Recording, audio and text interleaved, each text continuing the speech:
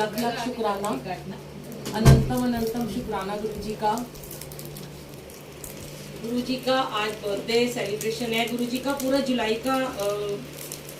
जुलाई month जो है पूरा ही गुरु जी का बर्थडे सेलिब्रेशन चलता है, क्योंकि गुरु जी का बर्थडे मनाने के लिए कोई भी दिन खास नहीं होता जब गुरु जी आगे उनका जन्मदिन है, क्योंकि गुरु जी तो यहीं रहते हैं।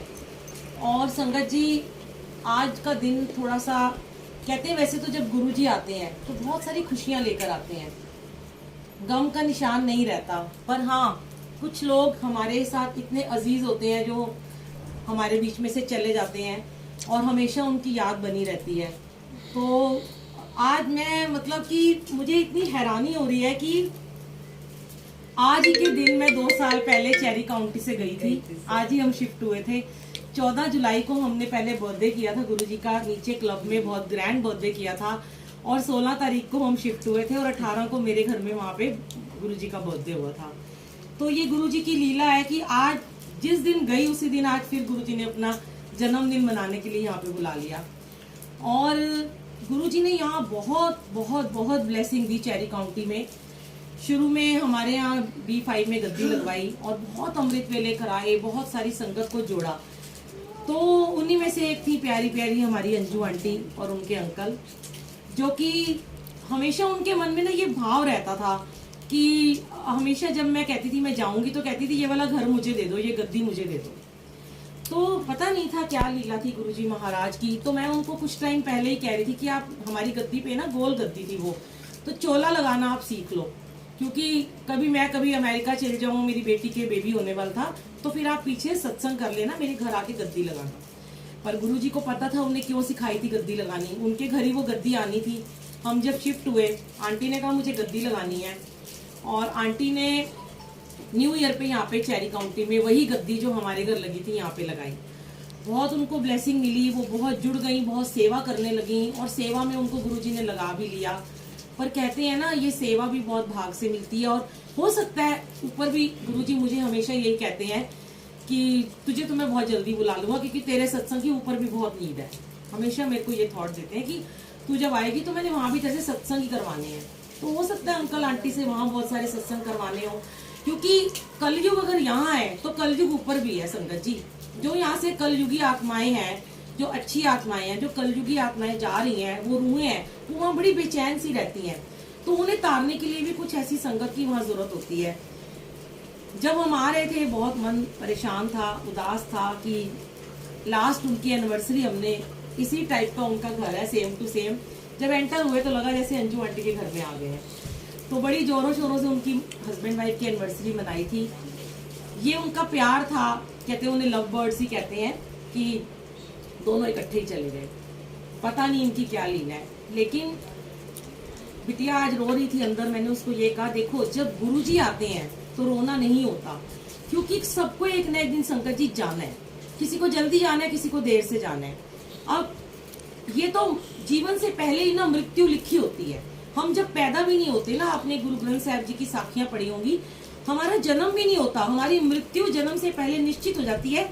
इस जगह फलां जगह जाके गोली लगने से, बीमार होने से, या कहाँ जाके वो मरेगा, उसकी मौत उसे खींच के लेके जाती है। तो वो कहीं भी जा सकते हैं। अब हम यहाँ रहते हैं, हम US चले जाएं, वहां मर जाएं, हमारी मौत हमें लेके जाएगी ना। तो इसलिए जो चला गया ना, उसकी मीठी मीठी यादों को सहेज के रखो, उनको उस प्यार से याद करो, क्योंकि अपने भी परिवार के लोग जब चले जाते हैं तब भी हम कितने दिन उनको याद करते हैं। अच्छी अच्छी बातें याद करो, उनकी पॉजिटिव चीजों को याद करो कि उन्होंने कितना प्यार दिया आपको, कितने दुलार से, कितने अच्छे सेवा सिखाई। और फिर देखिए अभी वो अंकल आए नहीं है, हमारे दीपक अंकल हैं, यहाँ रहते हैं, साकेत में रहते हैं। वो गद्दी उनके घर जानी थी। बड़े सारे लोगों के मुझे थॉट दिए। मैंने कहा गुरुजी ये गद्दी ना, चाहे मैं वापस ले आऊं, मैं अपने घर में 2 गद्दियां लगा लूंगी, लेकिन ये गद्दी वहां जाएगी जहां आपकी प्रॉपर सेवा हो, क्योंकि बहुत ही ब्लेसिंग थी उस गद्दी में, बहुत अमृत मिले हुए। और वो अंकल मेरे यहाँ हर संडे को आते हैं, सेवादार हैं, सत्संग में आते हैं अपनी वाइफ के साथ। जब अंकल को बोला तो अंकल ने बोला मैं बहुत दिन से गद्दी लगाने की सोच रहा था, शायद आपको थॉट दिया गुरुजी ने, वो गद्दी उनके घर में चली गई। तो ये तो लीला है गुरुजी की। कौन सी गद्दी, जब मैं कई बार उस टाइम में इतनी अपसेट हो गई थी कि मैंने एक बड़ा सा लेटर लिख दिया था अपने घर में, चिट्ठी लिख दी थी मेरे को टाइफाइड हुआ था उन दिनों और बहुत बीमार थी मैं। मुझे लगा मैं भी जाने वाली हूँ, मैंने एक लेटर लिख दिया बहुत बड़ा और मैं कह रही थी जब संगत जी को, मतलब मैं ये बोल रही थी जब संगत जी हम चले जाते हैं, कौन गद्दी, कौन स्वरूप, कौन सी सेवा, कौन देखने आता है। प्रभु चरणों में चले गए। तो मोह नहीं रखना, जो हम मोह में मर जाते हैं, रोते रहते हैं, मोह नहीं रखना। मोह अपने घर वालों से भी नहीं रखना, उनके साथ ड्यूटी करनी है, पूरी करनी है, उनके काम करने हैं। ये सेवा है। बच्चे पैदा हुए हैं, बच्चों का खाना बनाना है, हस्बैंड को देखना है, घर परिवार की सेवा करनी है। गुरुजी कहते हैं गृहस्थी देखनी है। इतना मत रम जाओ कि जब कोई चला जाए तो उसके लिए हम, हालांकि मेरी भी उस दिन तबीयत बहुत ही खराब हुई थी, जब पता चला था हम नहीं संभल पाते हैं, लेकिन मेरे अंकल को उस समय सीवियर कोरोना हुआ था। इतने बीमार थे कि ना तो मैंने अंकल की डेथ का उनको बताया और ना मैंने आंटी की। उनको हॉस्पिटलाइज करने के लिए बोला था, उनका बीपी डाउन चला गया था और गुरुजी ने उनको न्यू लाइफ बख्शी।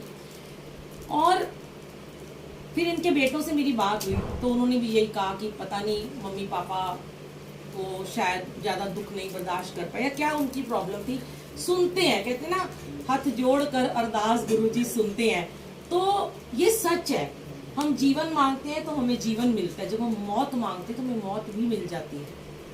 इसीलिए कहते हैं कि मौत से डरो मत, गुरु से डरो, गलत काम करने से डरो, पाप करने से डरो, निंदा चुगली करने से डरो।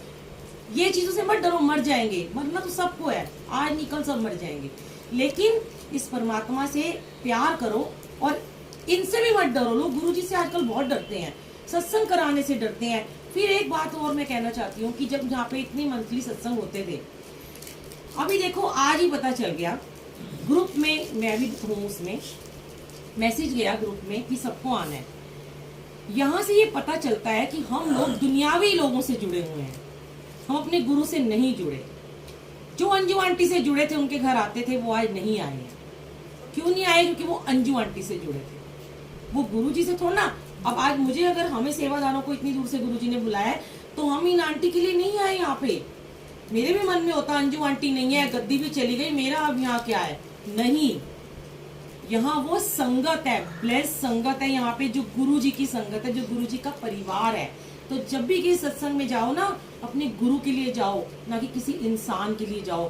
मुझे आज बड़ा दुख हुआ, मेरे दिमाग में इतने सारे नाम गूंज रहे थे, मैं नहीं यहाँ शेयर करना चाहती कि वो नहीं आए जिनको आना चाहिए था। और गुरुजी का बर्थडे, हम गुरुजी का महासमाधि दिवस मनाते हैं ना, उदास होके मनाते हैं। जन्मदिन मनाएंगे तो खुशी से मनाएंगे, लेकिन फिर भी एक ही बात है, हुक्म जिसको होता है भैया, कहते हैं ना मुट्ठी भर संगत है, वो मुट्ठी भर ही रह जानी है। जो आए हैं उनको पता नहीं कौन सी ब्लेसिंग मिलनी है। आंटी का ही सत्संग है, मेरे पास सत्संग का खजाना है, पर मेरे साथ वालों को जाना है। मुझे तो आज चेरी काउंटी में ही रहना है। कहोगे तो मैं तो जगराता करने यहीं बैठ जाऊंगी पार्क में और सत्संग सुनाती रहूंगी। पर मैं एक सत्संग सुनाना चाहती हूँ कि आंटी ने 5 महीने पहले बोला था 11 जुलाई को मेरे घर में गुरुजी का बर्थडे मनाना। लॉकडाउन हो गया, मैंने सबके सत्संग कैंसिल कर दिए। कम से कम 3 महीने के हमारे सत्संग थे। और फिर एक अंजू आंटी है क्रॉसिंग में, उन्होंने कहा कि मेरे घर का गुरुजी का बर्थडे आप नहीं कैंसिल करना। मैंने वीना गोयल आंटी को मैसेज दिया लास्ट वीक में कि आंटी से पूछ लो बर्थडे करना है। पता नहीं उन्होंने क्या बात नहीं इनकी हो पाई। मैंने परसों आंटी को मैसेज किया, मैंने कहा आंटी आपने सत्संग बोला हुआ था, देखो मुझे भी गुरुजी ने कैसे याद दिलाया। तो आंटी ने कहा कि हाँ बोला तो था, करा लूंगी, मेरे ना घुटने में बहुत दर्द है। तो मैंने बोला आंटी क्या पता आपका घुटना ठीक करने आज गुरुजी ने आपको यहाँ मेरे को बुलाया और मेरे को बोला हो कि जब सत्संग करके, क्योंकि मेरे पे बाहर है, मैंने बुक किया था, इसलिए नहीं औरों के बुक किए थे। पर चेरी काउंटी में अंजू आंटी के जाने के बाद खुशी नहीं मनाई जा रही थी। एक सत्संग हुआ है, किसी आंटी के घर में हुआ है ना, तो वो उसके बाद मेरे मन में था कि एक बर्थडे गुरुजी का यहाँ मनाया जाए।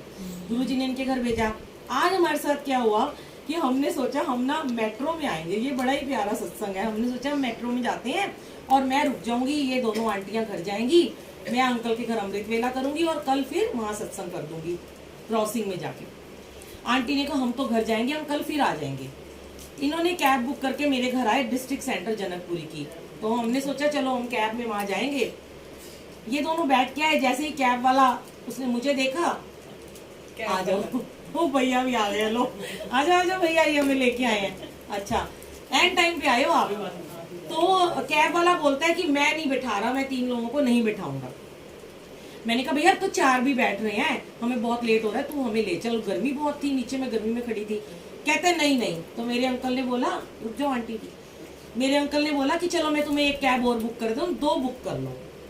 वो मैंने उसे कहा फिर मैं आगे बैठूंगी, मुझे गर्मी बहुत लग रही थी। कहते हैं मैं आपको आगे नहीं बिठाऊंगा। मैंने कहा तेरी ऐसी की तैसी, अब तू आगे नहीं बिठाएगा, मैं तो आगे ही बैठूंगी। कह रहे मैंने आपकी कैब ही कैंसिल कर दी, उतर जाओ। मैंने इनको कहा चलो उतरो, हम ऑटो में चलते हैं। हम जैसे ही मुड़े, सामने से एक कैब खाली आ रही थी, बिल्कुल 2 कदम पे वो अंकल आए हैं। तो हमने उनको बोला एक मिनट रुको। हमने कहा भैया आपकी कैब खाली, हमने बुकिंग नहीं किया, हमें डिस्ट्रिक्ट सेंटर छोड़ दोगे? तो मैंने कहा बुकिंग के बिना ले जाओ। तो कहता है कितने पैसे दोगे? मैंने कहा 150 रुपए ले ले, उसके 109 बन रहे थे। कह रहे 200 दे देना। चलो ठीक है 200 ले ले। आंटी कहती नहीं नहीं नहीं। मैंने कहा नहीं 200 दे दो, गर्मी बहुत है। हम तीनों उनकी कैब में बैठ गए। संगत जी अभी हम बैठे अपने घर का मोड़ भी नहीं मुड़े थे, क्या गुरुजी ने लीला रची। मैंने उस अंकल को बोला, मैंने कहा अंकल आप हमें नोएडा ले जाओगे? कहता है नोएडा कितना किलोमीटर है? मैंने कहा झूठ नहीं बोलूंगी 50 किलोमीटर है। तो कहता है कितने पैसे दोगे? मैंने कहा भैया भैया भैया प्लीज प्लीज प्लीज ले जाओ, बड़ी गर्मी है, हमें कहाँ मेट्रो में धक्के खाएंगे, हमें गाड़ी में ले जाओ एसी वाली में। तो कहता है पैसे बताओ। तो फिर इस भैया कहता है कि वापस भी आना है? तो आंटी ने कहा हम दोनों ने वापस आना है, ये आंटी वहीं रहेगी। कहता है चलो फिर बता दो, मैं वहीं रुक जाऊंगा, मैं आना जाना कर लूंगा, मैं निहाल विहार रहता हूँ, मैं गुरुजी को मानता हूँ, मैं गुरुजी की संगत हूँ। मैंने उसको गुरुजी का छोटा सबूत दिया, उसने गाड़ी में लगाया। मैंने बोला मेरा चैनल है यूट्यूब का, ये सब हंसी जा रहे। लो आंटी ने तो इसको चैनल भी बता दिया। मैंने कहा भैया तू मंत्र जाप किया कर, तो अगले नए साल से पहले तूने कौन सी गाड़ी लेनी है? कहता है आर्टिका। मैंने कहा तेरी आर्टिका आ जाएगी, देख लियो। इतने में भैया कहते हैं कितने पैसे दोगे? मैंने कहा चल हम ना 1000 रुपए दे देंगे आने जाने के, हम शेयर कर लेंगे।